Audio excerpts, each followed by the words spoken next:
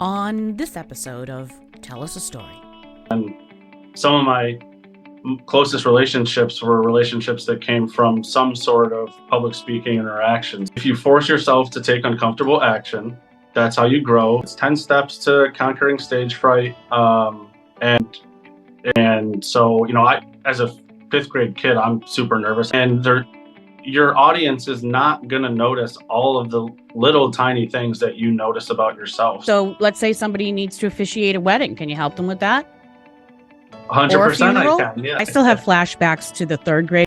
Welcome to Tell Us a Story, the podcast by Belmont City Press, where entrepreneurs and sales professionals share their journeys, insights, and strategies for success. In each episode, our guests reveal how they've overcome challenges, established their brands, and leveraged their stories to promote their businesses so you can too. I'm Red Hilton, your host for this episode. Today I'm joined by Zach Vaught, who is the founder of Master Your Speak. So, Zach, tell us a story. Yeah, so at Master Your Speak, we help working professionals overcome the fear and anxiety that's associated with public speaking. So basically, our goal is for them to become comfortable speaking in any setting, whether that's, in front of a large crowd, it could be a small intimate gathering, or anything in between. And so our ideal client is really anybody who's got that fear of public speaking and is looking to conquer it. And that we do that through understanding the emotions that kind of are tied to those fears. We have techniques that can help people overcome their fears. And then ultimately, it's for our clients to gain confidence so that they're not only feeling empowered to communicate in any setting, but to also just express themselves with ease. So I would encourage anyone who's interested. Our website is masteryourspeak.com. Right on our website, we have a 10-step guide called 10 Steps to Conquering Stage Fright. You can download that right on our homepage of our website. Also on our homepage, you can drop us a message if you want to reach out. And you can also even set up a 20-minute free discovery call. And that's just to kind of explore how we might be able to help you along your journey of public speaking. Fabulous. Thank you for sharing that with us. Zach, I love your story. Tell me how Master Your Speak came to be. Yeah, so public speaking is just something I'm super passionate about, and I would half jokingly say that it started when I was fifth grade history class, right? Those presentations where everyone's got to pick a state and do a presentation on it. Well, I was lucky enough to have a father who really pushed me into public speaking. And so, I, as a fifth grade kid, I'm super nervous. I got to stand up and talk in front of my friends, right? And my dad, kind of encouraged, well, he didn't encourage me, he made me go first, but he encouraged me to volunteer to go first. Really coming at it from the point of, for a fifth grade kid, you're scared, get it out of the way. You don't have to worry about it anymore. Yeah. But I think really what he was teaching me was if you force yourself to take uncomfortable action, that's how you grow. That's how you get more opportunities, right? So I went first. I remember being scared as ever. And then shockingly to me, I loved it. I did well and I really enjoyed speaking. And I think that kind of unlocked something in me. I was a very shy kid. And so it kind of not only helped me in just everyday settings, but then it was like, when do I get to stand up and talk again? When is our next presentation? And I was always volunteering to go first. And obviously in school, that's a big thing, presentations and speeches, but especially when I got to grad school, when I made the jump to the IT world and throughout now my professional career in IT, speaking's just been a huge tool for me. It's helped me, accomplish a lot of the things I've accomplished, open new doors for new opportunities. And some of my closest relationships were relationships that came from some sort of public speaking interaction. So I've just noticed, especially throughout my career in IT, that there's just like this pervasive fear and anxiety that comes or is associated with public speaking. And it's a pretty astonishing number. It's something like 75% of the world's population has some level of fear with public speaking. Like 3 out of 4 people in the world, not the United States, right? So, and it doesn't have to be that way. I think if people really had a way to learn the nuances of public speaking and better understand the emotions, which is a big part of what we try to do, understand, why you're feeling that fear and anxiety and how you might be able to reframe your mindset. I think if people could do that, not only could they become more comfortable with public speaking, they might and likely would enjoy it. So, with as big of a tool as it's been for me, as big as of an influence as my father was on me, it's just something that I want to share with as many people as I can that are struggling with it. And that's why I started Master Your Speak. Thanks, Dad. I think the burning question that people have right now is, what state in the fifth grade were you reporting on? It was the state of Texas. Okay. I Yep, had Tennessee when I had to yep, do it. Absolutely. I think that was almost integral to the whole story, Zach. I yeah, think that was 100. where everybody was hanging. And we did have to bring a state dessert to our class. And I'm sorry to report, I don't remember what I brought. I think it was something, I think pecans have something to do with Texas. So I think I maybe brought some Little Debbie pecan pinwheels, perhaps, but I can't say that for certain. So Well, if you could just, maybe your dad would know and you could kind of circle back with yeah. us. I still have flashbacks to the third grade when we had to do like countries. And I just remember Greece, and someone brought in like green olives and everyone was like sticking their fingers in the jar and eating. Yeah, I'm still bringing that up in counseling, so I can probably skip it this week. But anyways, pecan Little Debbie thing sounds much, much better. All right, back on track. Sorry. Now that we know that was Texas, we can move on. Talk to me about the fear of public speaking. What are some, the most common reason that you come across when people are afraid or concerned or apprehensive about speaking publicly? Yeah, I think without a doubt, it's fear of judgment in some way or form. And sometimes it could be you're presenting to people that Mm. that maybe you're just nervous that they're going to not like what you have to say, or they're going to, especially if you're younger, that they're going to make fun of you if you're in school or stuff. That's what I was thinking when I was a little kid. It's fear of judgment. And I think that is something that can totally be handled with the reframing of the mindset. And that's why we try to attack things that way at first, because you can have all the techniques in the world that you want, but if you're just thinking about it the same way over and over, you're still going to have that fear and anxiety. And we really want to kind of start with that foundation of not having those fears. And fear of judgment far and away is, I'll go so far as to say 8 or 9 out of every 10 people I would talk to, that would be at the top of their list. How do people express that to you? Do they say, I don't want to be judged, or what are the words that they use? Maybe someone can recognize the pattern of speak when they are, walking themselves through why they don't want to be publicly speaking. Yeah, I mean, it could be as blatant as that. Like, I'm worried what people are going to think of me, but it could be also, I think even other forms of it are, what if I mess up? What if they don't like what I have to say? What if I don't do a good job? And I think one thing people fail to realize is that we notice every little thing about ourselves, right? And your audience is not going to notice all of the little tiny things that you notice about yourself. So if you have a little, pause or hiccup in your wording, or you make a little mistake or leave a tiny detail out in your head, you're often thinking, oh my gosh, like, what did I just do? I messed up. Everyone's thinking about it. When in reality, no one probably even noticed, right? So I think that's, it can range from all of those areas, but it's just in general, people just thinking that something they say, a mannerism they have, is going to be criticized in some shape or form by someone in their audience. Okay. All right.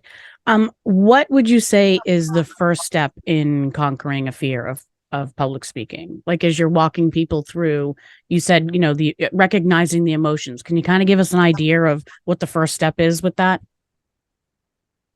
Yeah, I mean, I think again, you have to have a deeper conversation, kind of just like the question that you just asked me about what does it look like for you? Mm. And just, I found just honestly constantly asking the question, well, oh, I'm afraid I'm going to mess up. Why? Well, if I mess up, okay, why is that a problem? And just really did you have a bad experience in the past where that actually did happen to you?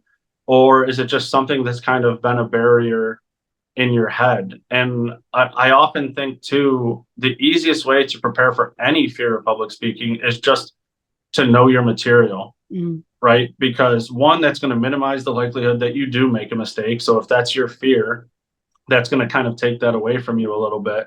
But then if something does happen to go wrong in your presentation, and believe me, the number of presentations I've done, there's going to be hiccup in more presentations than there's not, right? It's just Murphy's Law, right? So if you're prepared and you have practiced and you've got all your technology in place, all your additional materials in place, you've rehearsed, the little things are not going to throw you off as much as if you're really just kind of rigid, nervous, maybe not as prepared as you should be. So, I would say you want to have that deeper conversation with yourself and try to identify the cause. But if nothing else, just prepare like you're presenting to Congress, President of the United States, like, the Pope, someone that you like cannot mess up in front of, because then you're just going to give yourself that kind of cushion mentally.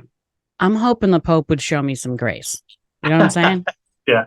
If no one else. Yeah, probably not going to be the most critical, the most dynamically critical person, but I get you. I get what you're saying. All right. So what is one of your top tips for public speaking and making presentations? Like if you were to, just give me something if I had to go out there and be like, okay, do this.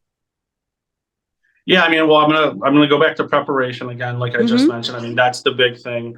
I think another thing, and I think the big thing with preparation that people either always think of preparation as practice, right? Which is super important. You need to rehearse, but it's about all the other pieces of your presentation too. And just to give you an example, so when I have classroom teaching experience in my professional career, and for IT professionals using medical software, I would train doctors, nurses on how to use their software. And for my interview for that job, the first part of the interview was you had to give a 7-minute presentation on teaching the interview panel how to do something.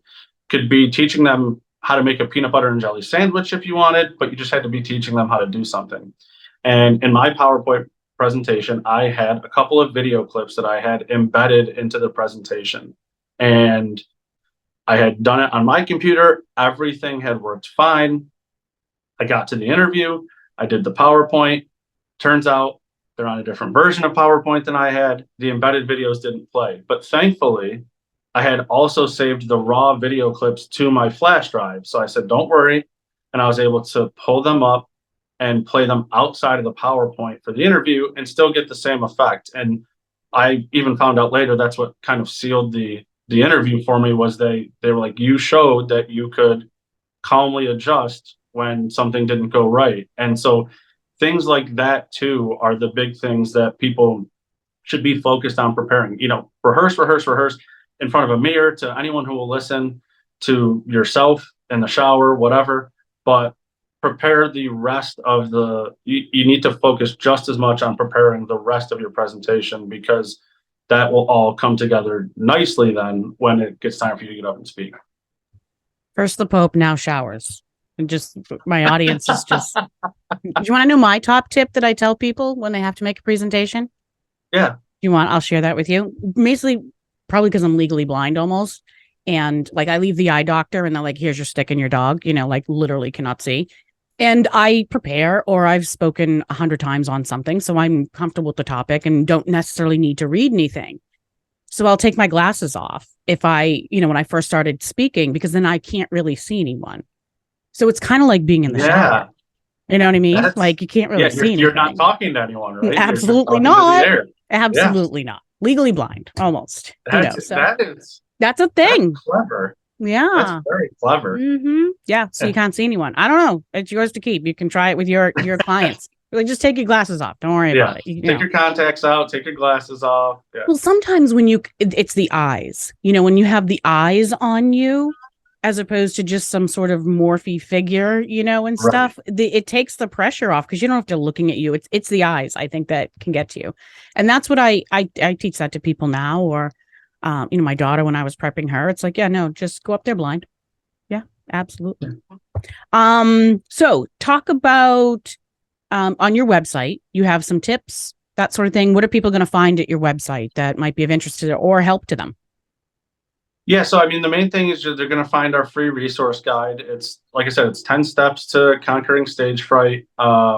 And it's just list them out, not in any particular order, but just kind of the top 10 things that you can do. It talks about things like preparation, talks about, understanding your fear. It talks about, starting small, finding ways to speak to people in smaller situations, whether that's just getting used to saying hi to people on the street or finding small groups of friends that want to kind of practice that with each other. And then also on the website, though, like as I mentioned, there'll be a link if anyone wants to send us a message, they can do that. Or we have slots available for free to 20-minute discovery calls if people are interested in perhaps looking into coaching options or exploring other ways that we can kind of work together. That's what those are for as well. And we also actually have an ebook that basically takes the 10 steps on our free guide and just goes more in depth on all of them.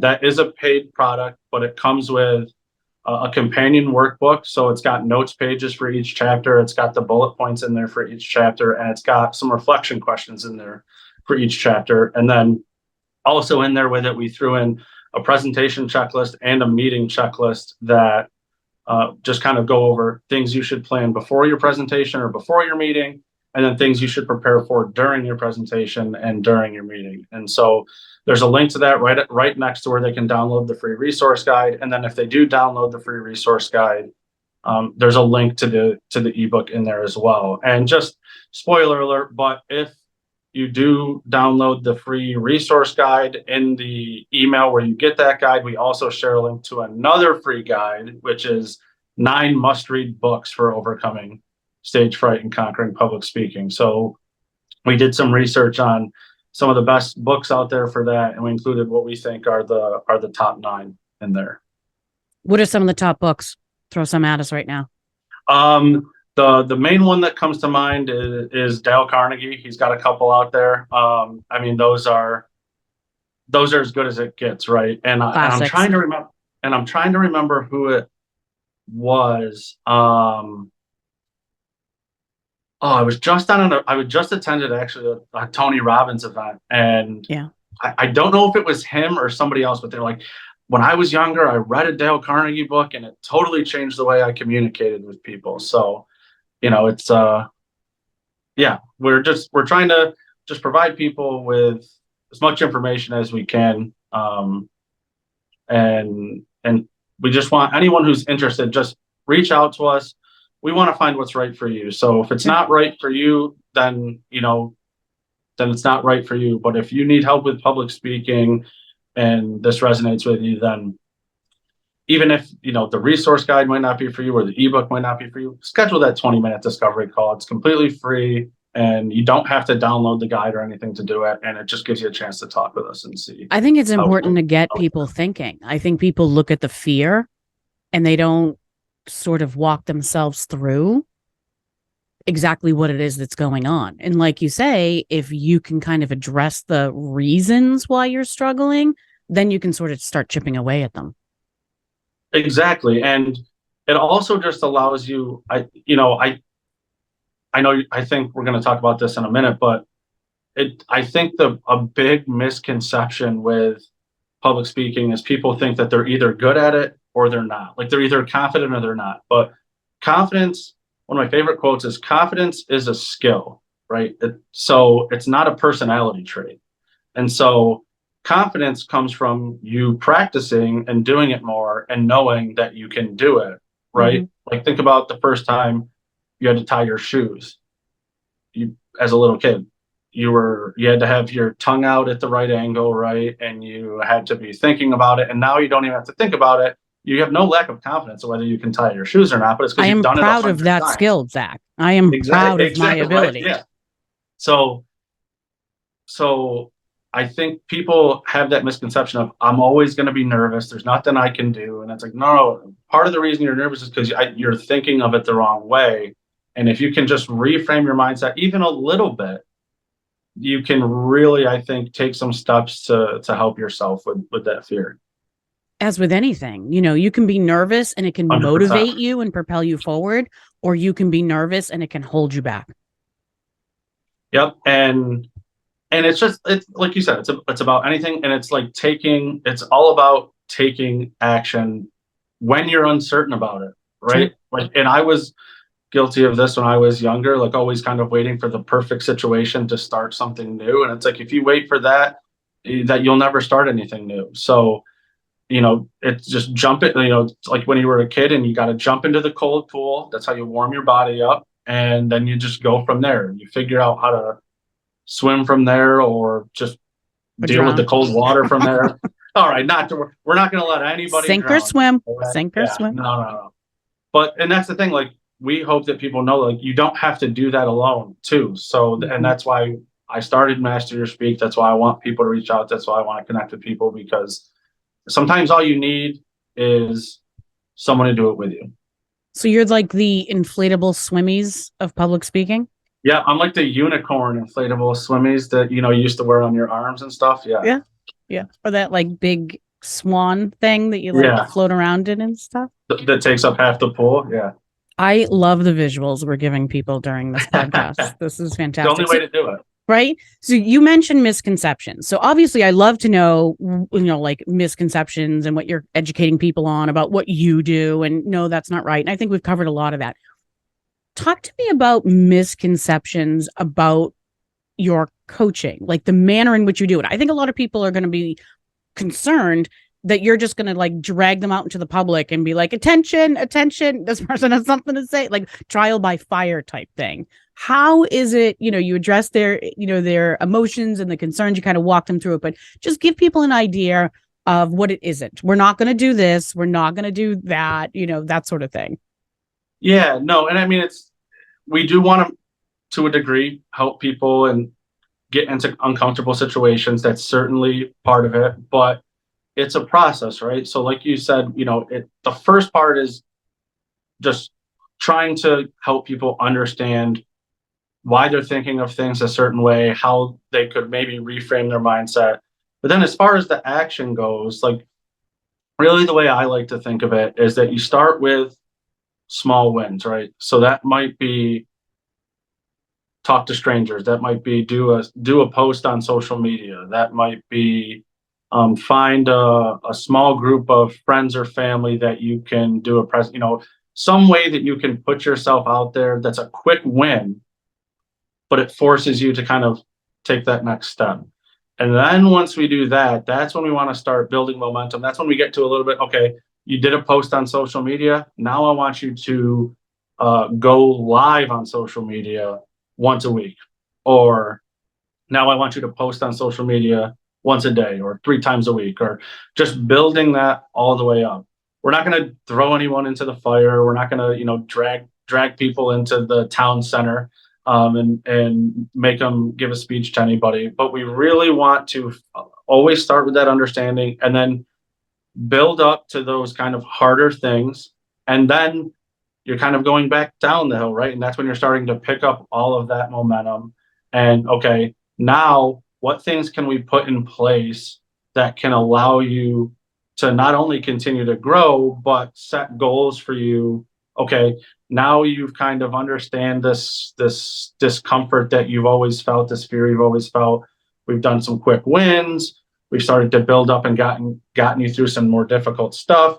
You're feeling more comfortable now. We don't want to lose that momentum. So what are some things you can keep doing in the short term to keep that momentum? And then also, let's set some goals for what you can do, maybe not so much in the short term. Do you want to, present on this big project at work? Is that somewhere in the future? And everyone's going to be different, right? Because some people might actually have those things coming up. They might have that big project at work where it's like, man, I'm getting more comfortable. Like, I could really do this. And some people, maybe they don't have as much of that in their everyday life and will kind of try to set some goals. Hey, what are some things you can go seek out to kind of keep that momentum going? I was going to say, what are some common goals people come to you with? And then also share with us what your experience is. You've done a lot of stuff. So let's say somebody needs to officiate a wedding. Can you help them with that?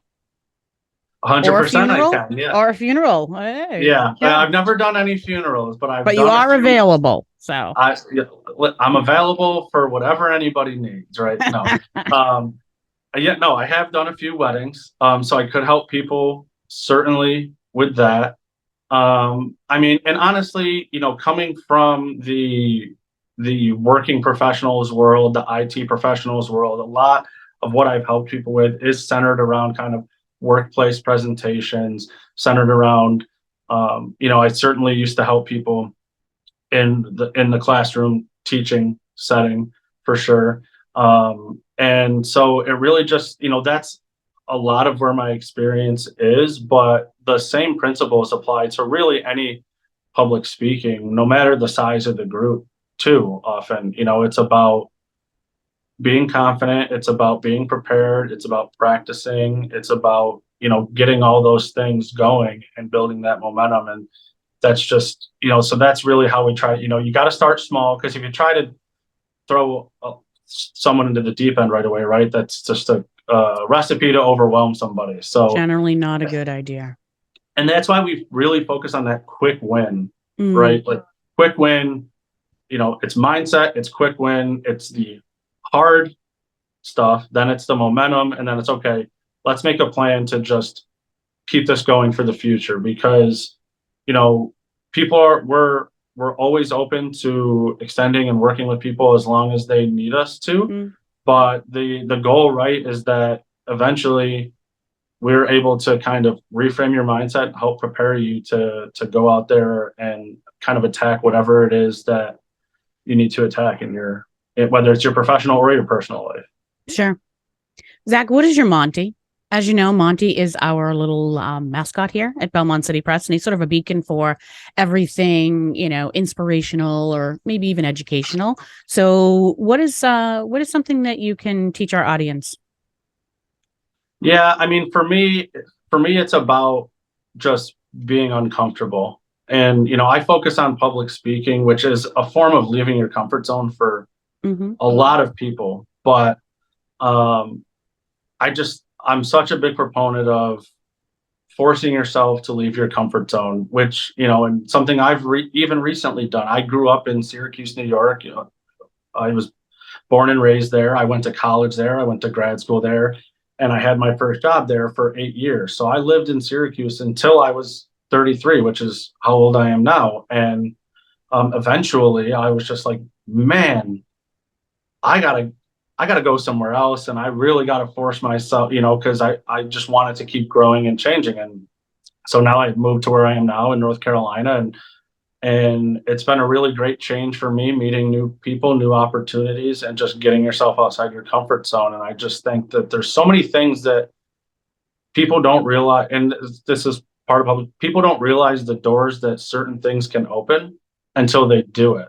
And that's why I want to share public speaking with people, because so many opportunities and relationships in my life have come from presentations I've given, people I've interacted with, networking events, whatever the case may be. But public speaking at its core is a form of leaving your comfort zone. So if you can force yourself to try one uncomfortable thing a day, or 3 a week, or whatever the case, whatever you can start with, that's just, people would be so shocked how much that could really improve or change certain situations in their life. All right. Well, I guess the next burning question is Giants, Jets, Bills, Yankees, Mets. What are you? What type of New Yorker are you?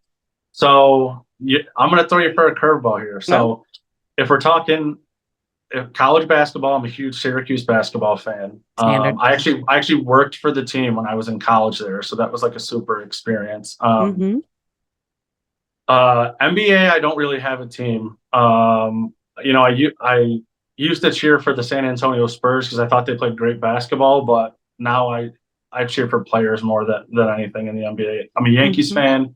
I'm a Philadelphia Eagles fan, which, Interesting. yeah. That's why you had to leave New York. Yeah, yeah. You didn't, it wasn't voluntary. You were asked. Yeah, I was voted off the island for sure. And then for college football, my pride and joy is Michigan football, University of Michigan. You're not an Ohio State fan, are you? I'm not. I just saw you shaking your head, so I'm just yeah. But that's a whole nother show, honestly. That's just, you want to talk college football. All right. Are you ready for the rapid fire session? I am. I am going to give you two choices, and you tell me which one, now that we've gotten all that out of the way, you tell me which one speaks to you. You ready? Ready to go. Sweater or a hoodie? Hoodie. Okay. All right. Let's see. Popcorn or candy at a movie? Candy. Okay. All right. You're doing it wrong. Winter or summer? Now that you're in North Carolina, they're almost the same. Summer. Okay. Do you like to cook in or dine out? Ooh, I'm gonna say cook in. I do. I love both, but I really love to cook. So I don't cook. Just so you know. Football or basketball? Basketball. Okay. All right. And would you rather play or watch? I'd probably rather play basketball and watch football. Like going back to your previous question, if we're talking about watch, I would say football. If we're talking about play, basketball for sure. I would rather play. I know I'm like old and everything and momish, but I got to college on sports, and I would much rather play than watch all day long. Yeah. It's just, I'm not a good watcher, Okay, one more. How about road trip or a flight? Flight. Really? Flight. Yeah. I love to fly. I guess it depends on where I'm going to, but I love to fly. So. What is it about flying you love? I don't know. It's just, it was funny. It's another thing funny too. Like when I was 5 years old or somewhere around there, we went to Disneyland. A lot happened when you were 5. Yeah, right.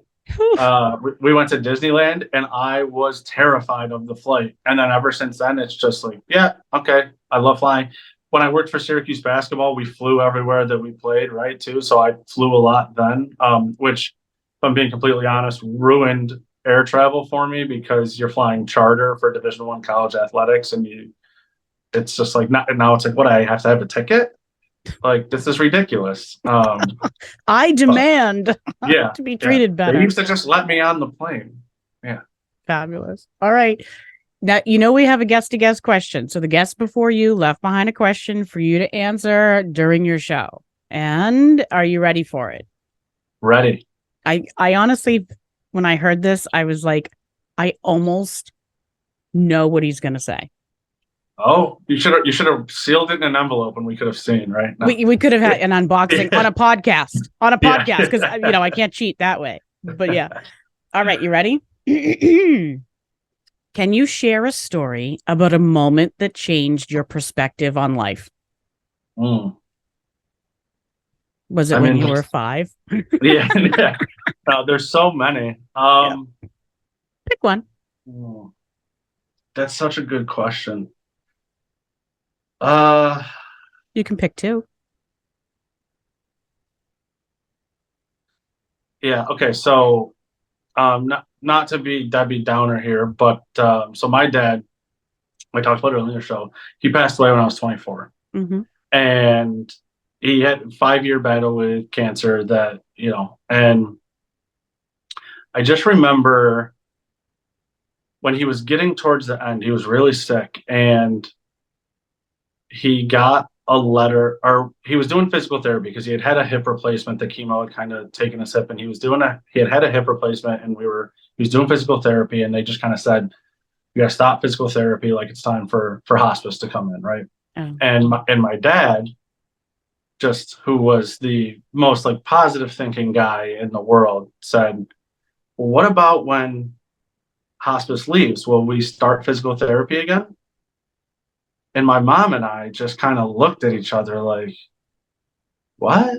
And so I turned to my dad and I said, Dad, when hospice leaves, I said, so do you. Like, and he just kind of looked at me.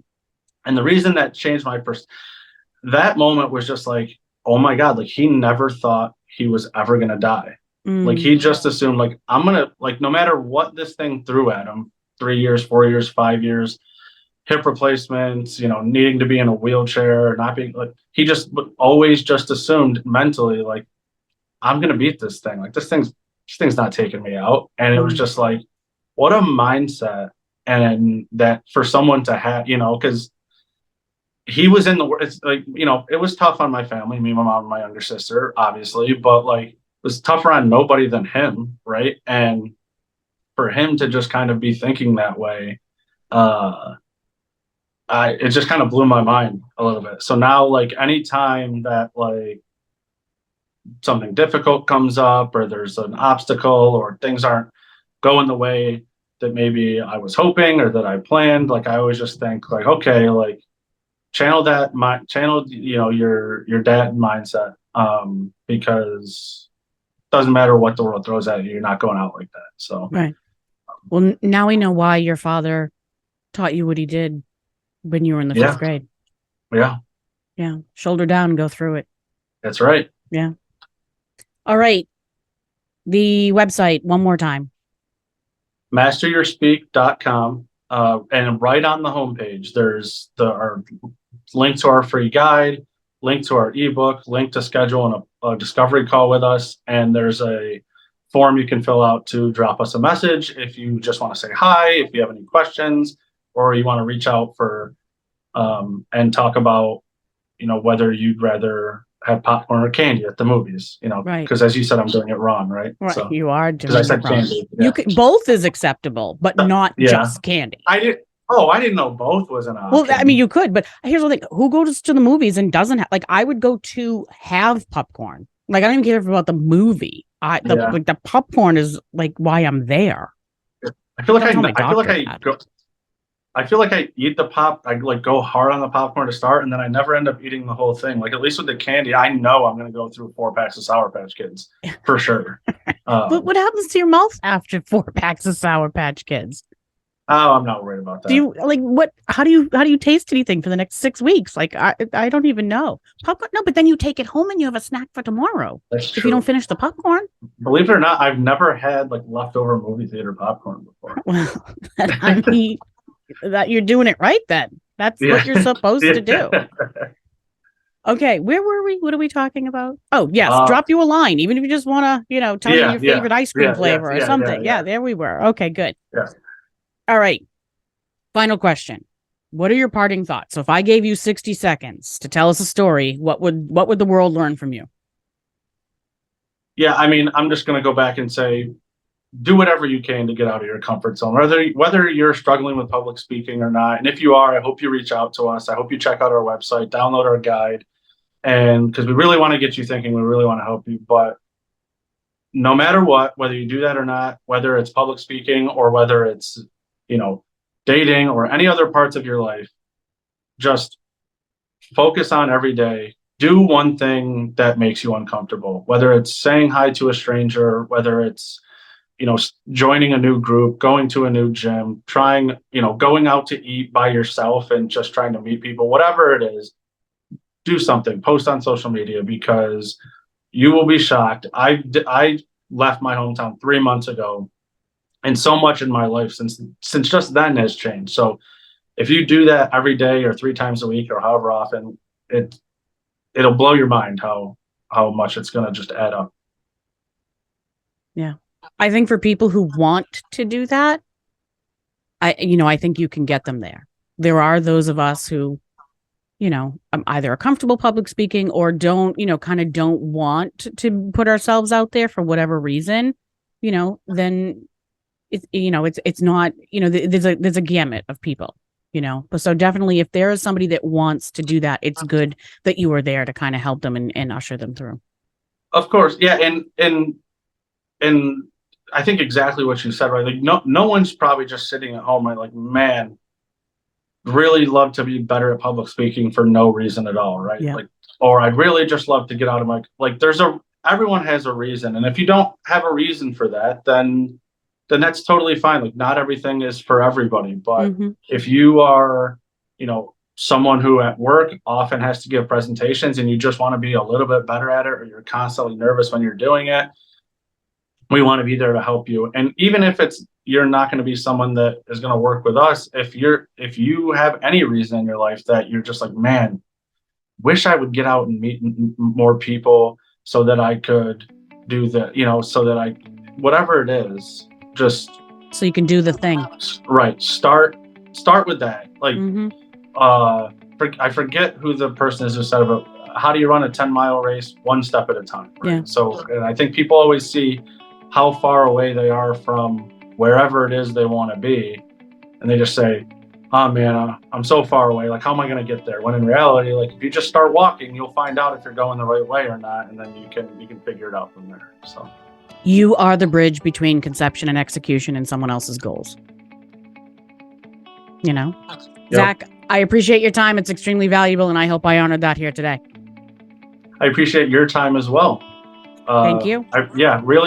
Really enjoyed the conversation, and I loved the rapid fire questions as well. Those were even though you got a few of them wrong, but that's okay. I think I got them all right? Yeah. Absolutely. To our listeners, if you have a story to share, visit tellasastorypodcast.com. If you're an aspiring author, a seasoned business owner, or looking to elevate your personal brand, visit belmontcitypress.com for expert advice on writing your own success story. Trust the next chapter, because you are the author. Now, tell us a story.